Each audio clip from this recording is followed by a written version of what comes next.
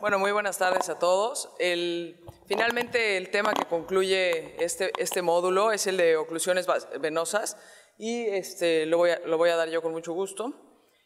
A continuación, primero platicaremos de la epidemiología de las oclusiones venosas retinianas. Es la segunda causa más frecuente de pérdida de agudeza visual y de las causas vasculares después de la retinopatía diabética. Por eso debemos considerarla como una causa muy importante dentro de las patologías vasculares retinianas. Se ha comprobado que es una causa significativa de discapacidad visual y más o menos tenemos un 0.52% de prevalencia en la población general, siendo por mucho más frecuente las oclusiones de rama que las oclusiones de vena central. Basados en el sitio de la oclusión, podemos decir que hay oclusiones de rama y oclusiones de vena central. Y tenemos el tipo tanto isquémico o no perfundido como el tipo isquémico y no perfundido, ¿no?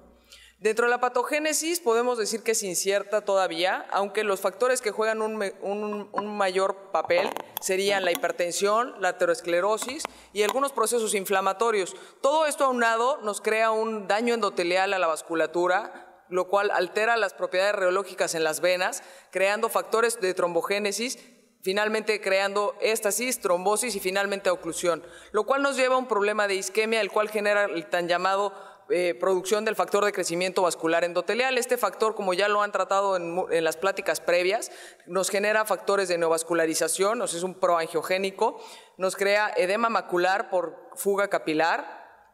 Y este edema macular es la causa de la baja visión en este tipo de pacientes que presentan las oclusiones. Si el edema macular en estos pacientes no se trata, el problema que tenemos es que se hace crónico y la cronicidad en este problema nos genera degeneración quística, formación de agujeros, formación de membranas epirretinianas y atrofia en la retina, lo cual al final nos provoca una mala agudeza visual. Empezando por la oclusión de vena central, tiene ciertos factores de riesgo muy particulares, todos estos son factores de riesgo. Sin embargo, los más importantes por frecuencia tal vez serían la hipertensión, la diabetes mellitus, la hipercolesterolemia o hiperlipidemia y factores de hipercoagulabilidad e hiperviscosidad, sea cual sea la causa que los ocasione. Hay ciertos medicamentos que nos provocan este tipo de alteraciones, así como alteraciones oculares. Las alteraciones oculares, tal vez la principal, podríamos hablar del glaucoma, aunque hay otras. La edad de presentación es principalmente entre los 60 y 75 años de edad en su mayoría. Sin embargo, hemos visto pacientes menores y mayores con una menor prevalencia, pero sí se llega a presentar. Es ligeramente más frecuente en pacientes del sexo masculino y el cuadro lo conocemos como hemorragias en flama, distribuidas en toda la retina, con tortuosidad en los vasos. En los estudios de fluorangiografía podemos documentar si se trata de una variedad isquémica en la cual les presentamos cierres capilares. Ya enfocándonos en el tratamiento, no quisiera saltarme inmediatamente a los antiangiogénicos. Siempre es muy importante en este tipo de pacientes mandarlos al internista o al cardiólogo para que busque algún factor de riesgo que le esté provocando esto, porque probablemente esté descontrolado, y que averigüe si no es hipertenso, diabético, si existe alguna otra causa, porque muchas veces por ahí podemos detectar algún problema sistémico. Ya enfocándonos en los tratamientos disponibles al edema macular en la oclusión de vena central de la retina, tenemos la fotocoagulación con láser, que sabemos que no ayuda a restaurar la visión perdida, por lo tanto no ha funcionado de la forma que uno quisiera, habiendo ahora otras oportunidades. El acetato de triamcinolona tiene el gran problema, aunque sí funciona para disminuir el grosor y la agudeza visual, tiene el gran problema de causar hipertensión ocular elevada y catarata. Y hablaremos en un ratito de la dexametasona, que sí tiene un buen efecto en la disminución del grosor y la ganancia de la agudeza visual. Y enfocándonos en los antiangiogénicos, ya mencionaron cuáles tenemos: el ranibizumab, bevacizumab y aflibercept. Hay otro, el pegaptanib. Y estos logran en general una disminución del grosor foveal. El aumento del grosor foveal, el edema, es lo que nos causa la mala visión. Y al momento de disminuir el grosor foveal, lo que logramos es una ganancia en letras, con una seguridad del medicamento. Ahora, basándonos en los estudios que demostraron la ayuda de este medicamento para el edema macular en oclusiones de vena central, hablemos del estudio CRUZ. Rápidamente, no les voy a hablar mucho de los estudios, pero sí es importante que entendamos que en base a estos estudios fue que se aprobaron estos medicamentos. El estudio Cruz es un estudio donde habla se aplicó en edema macular secundario a oclusiones de vena central y se aplicaron 6 dosis, una dosis cada mes en pacientes con este tipo de patología, comparados con inyecciones simuladas, es decir, no hacer nada. Lo que pudimos observar lo que pudieron observar en este estudio fue una mejoría de la agudeza visual a los 6 meses, es decir, después de estas 6 dosis de 15 letras, que es un equivalente a más o menos 3 líneas de visión.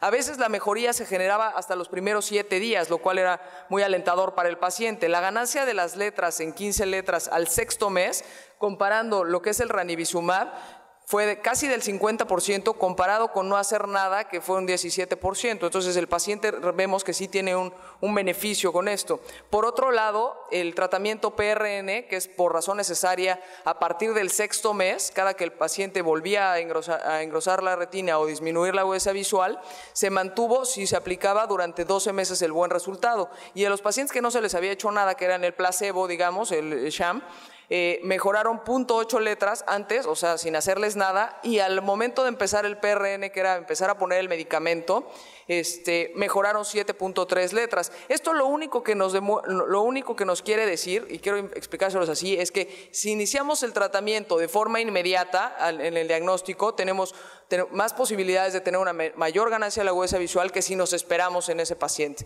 Sin embargo, el esperarnos no quiere decir que si el paciente llega después de un tiempo y tiene edema macular, no lo tratemos. Se debe tratar porque aún así puede tener mejoría. El resultado en estos pacientes es que la variedad no isquémica desde luego siempre va a tener una mejor evolución, con resolución mucho más rápida de la tortuosidad, del edema y las hemorragias que la variedad isquémica, y puede tener algún papel los antiangiogénicos en la parte del glaucoma neovascular en dos partes: en darnos oportunidad de aplicar una fotocoagulación y muchas veces en controlar el mismo cuadro. El aflibercept es otro medicamento que ahora está como nuevo en este tipo de patologías, y 2 estudios fueron los que nos indicaron que podía ser utilizado. Son el Galileo y el Copérnicus, y a lo que se refiere esto es más o menos lo mismo. Son estudios multicéntricos, y viendo la aplicación de antiangiogénico comparado con no hacer nada, observamos cómo la mejoría fue mucho mayor, y tanto en disminución de grosor como en ganancia de letras, y con un buen patrón de seguridad. Lo mismo, si continuamos con un manejo PRN, es decir, por razón necesaria, podemos mantener esta buena mejoría, digamos. Entonces el aflibercept también nos da una mejoría de la agudeza visual a la semana 24, que es después de 6 dosis igual, y se mantiene a la semana 52 con esquema por razón necesaria, y es un medicamento bien tolerado. Creo que vale la pena, aunque el tema sea antiangiogénicos únicamente, mencionar que para el tratamiento del edema macular en oclusión de vena central también se puede utilizar el implante de dexametasona o Surdex, que tiene un efecto antiinflamatorio. Sin embargo, el efecto dura 3 a 4 meses, después empieza a disminuir y tiene como efecto adverso catarata e hipertensión ocular. Dentro de la oclusión de rama venosa de retina, podemos decir que se presenta en la 6ª década de la vida, más frecuente en hombres. Desde luego, mayores de 60 años tienen una incidencia de 0.5%, es bilateral en algunos casos, y lo más frecuente es que sean las arcadas temporales. Se presenta en la intersección arteriovenosa, y los mecanismos que se han visto que intervienen son el cruce arteriovenoso, cambios degenerativos en las paredes de los vasos o factores hematológicos anormales. Hay también enfermedades sistémicas que favorecen esto, y desde luego la hipertensión y la diabetes son los más importantes. Sin embargo, no hay que descartar condiciones inflamatorias, y siempre que exista hay que investigarlo. La mayoría, afortunadamente, son del tipo no isquémicas en un 65% y isquémicas en un 35%. El edema es la causa de la disminución de la agudeza visual. Y los tratamientos que tenemos para este tipo de pacientes son fotocoagulación también, sin embargo, no tenían una buena respuesta a tratamiento. El acetato de triamcinolona, que tiene el problema de que es altamente caratatogénico, y induce hipertensión ocular. La dexametasona tiene un buen resultado y los antiangiogénicos se vio que mejoraban tanto agudeza visual como disminuían el grosor. El estudio que comprobó esto fue el estudio Bravo. Mismo caso fue en edema macular en pacientes con oclusión de rama y se aplicaron 6 dosis. Y lo que el estudio vio fue que después de 6 dosis, la ganancia de la agudeza visual fue de 18 letras comparado con 7 de no hacer nada. Y si después seguíamos inyectando por razón necesaria, la ganancia se mantenía. Y lo mismo que les comenté hace rato, si empezábamos más tarde, de todas maneras no llegábamos a la misma ganancia, pero sí valía la pena porque sí se obtenía cierta ganancia. En el grosor central retiniano, lo mismo, el ranibizumab nos genera una mayor disminución que no hacer nada, y si se sigue el tratamiento, la disminución se conserva. Podemos mantener el buen resultado. El 84% de estos pacientes lograron tener un grosor macular normal. Sin embargo, hay pacientes que no lo lograron y esos pacientes debemos considerar que existen resistentes a tratamiento. Si se aplica por razón necesaria, se mantiene el efecto. Y digamos que los antiangiogénicos para este tipo de patologías en oclusiones, y este sería el mensaje, tienen una buena eficacia porque tienen una mejoría en la agudeza visual, disminuyen el grosor macular, sin embargo requiere dosis repetidas, tiene un buen perfil de seguridad, el tiempo entre las inyecciones, a pesar de estos estudios, aún no está claro, el tiempo de inicio de tratamiento y los retratamientos subsecuentes no están determinados y el impacto del que tiene el tratamiento con láser previo o combinado aún no está claro. Desde luego, hay un menor número de recurrencia del edema en las oclusiones de rama que en las oclusiones de vena central, debido a que el edema macular tiene una historia más favorable en las oclusiones de rama.